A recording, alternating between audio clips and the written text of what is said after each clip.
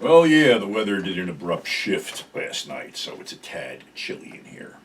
But anyway, back to 42nd Street Pete's Grindhouse Halloween Extravaganza. And let's go back to 1958. A lot of films came out in 1958. Some good, some not so good.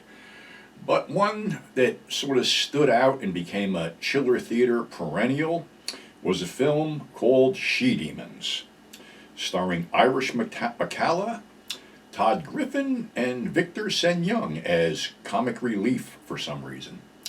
Anyway, we get this broadcast that this ship, there was a hurricane. We get, hurricane stock footage.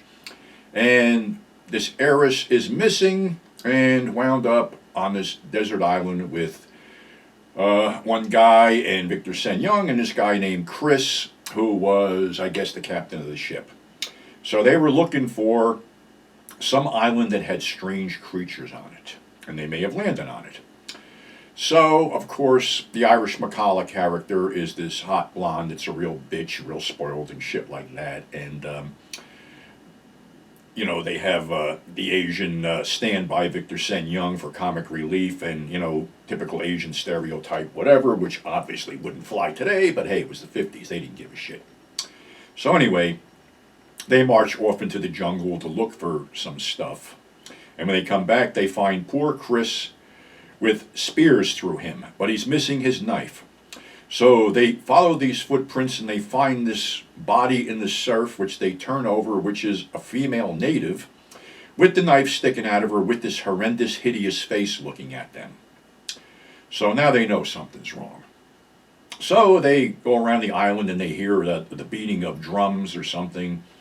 And they see this troupe of native women dancing around a campfire.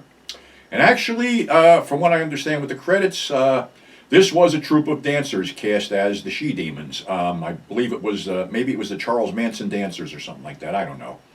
But anyway, they're rounded up by, guess what? Some bargain basement Nazi soldiers, led by this Commandant Igor, played by Gene Roth, who was a busy character actor in the 50s. You would remember him because he played sheriffs a lot, like he was a police chief in Earth versus the Spider, and he was the sheriff in Attack of the Giant Leeches. So anyway, he's Igor, the head bad guy, commandant, whatever. And eventually, our heroes are captured as they venture into the Nazi stronghold. And what's going on is this Nazi concentration camp former commandant is creating bargain basement experiments, and he goes on this whole diatribe about how his wife's face got burned in an accident with this lava, because of course they built the lab right up into a volcano, and I'll go back into that later. So anyway, she was burned horribly, and what he's trying to do is, you listen to all this scientific mumbo jumbo that when you sit there makes absolutely positively no fucking sense whatsoever, but he does something to them which transfers into his wife and turns them into these nasty made-up she-demons, where they basically wander around, viciously until they revert back to being normal. But when they revert back to being normal, they have no memory of who they are. At least that's the way he puts it over. So anyway, being that his wife is disfigured, he sort of has the hots for Irish McCalla, which he dresses in a black cocktail dress and basically tries to seduce until she cracks him over the head with a champagne bottle, and then runs into Mona, the wife, who's out there heavily bandaged, and gives her a key to free her friends. Well, it doesn't go that well, and they all get caught again. And now this mad scientist is going to take Irish and transfer her, whatever the fuck it is, into his wife.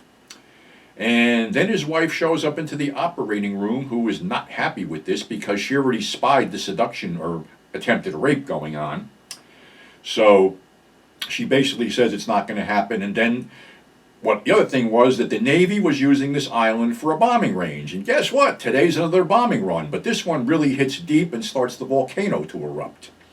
So the head Nazi is basically against the wall when a pipe breaks, showering him with lava that kills him.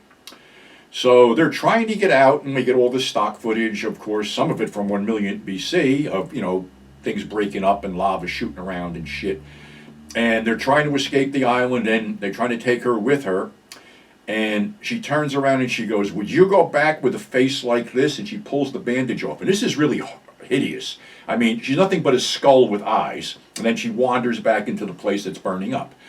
They get off the island and, go to safety and all that shit, and all is well. Well, honestly, with this film, all is not well, because I've mentioned this before. This is under the auspices of Wade Williams.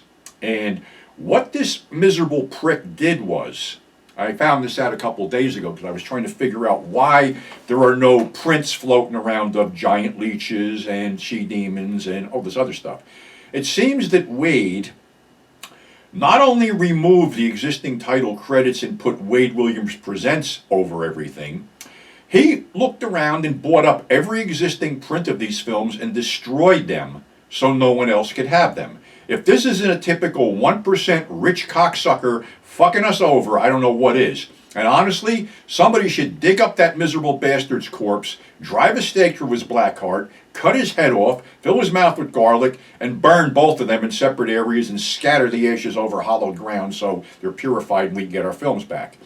This is the bullshit that fucks people up, because a lot of people have heard of these films, and yeah, they're still floating around on Tubi, thank God, and some other internet sources. And yeah, some of the Image DVDs are still around, but it's a laundry list of really good fucking films that he has no right to. I mean, even Kathy Wood said that the Ed Wood films are definitely public domain. So Bride of the Monster, Plan 9 from Outer Space, She-Demons, The Crawling Eye, and a whole bunch of these films are in this miserable prick's library, which they refuse to do anything with.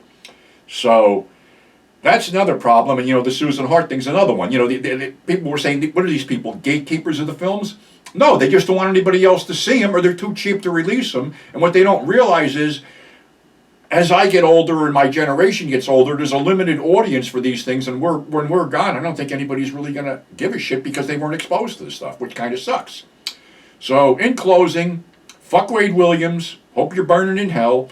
And on that happy note, thanks for subscribing. Thanks for tuning in. Stay safe. We'll have more Monster Madness tomorrow, and we will catch you on the flip side.